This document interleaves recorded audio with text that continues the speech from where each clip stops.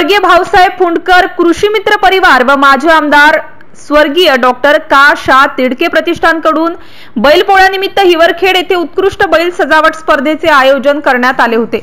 या स्पर्धेत सहभागी शेतकऱ्यांच्या उत्कृष्ट 11 बैलजोडींना रोख बक्षिसांचे वितरण मान्यवरांच्या हस्ते करण्यात आले।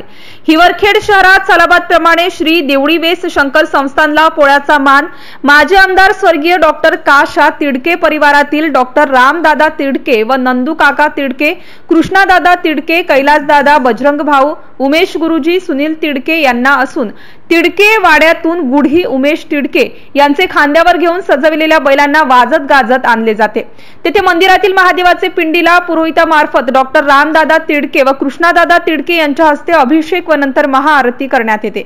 या दरम्यान महादेवाची भजने शेतकऱ्यांकडून मनोभावे गायल्या गेली। या प्रसंगी उत्कृष्ट बैल सजावट स्पर्धेत विजयी शेतकऱ्यांना भागवताचार्य संतोष महाराज टीकार व ASI महादेव नेवारे यांचे व कृष्णादादा तिडके, सुधाकर डालके, उमेश तिडके, अनिल कराडे, गजानन मानकर, आनंद बोहरा, जयेश बोहरा, विलास घुंगड, गजानन भटकर इत्यादी मान्यवरांच्या हस्ते प्रत्येक बैलजोडी मालकांना नारळ टोपी रोख नगद असे 11 बैलजोडींना रोख नगद बक्षिसे दिली।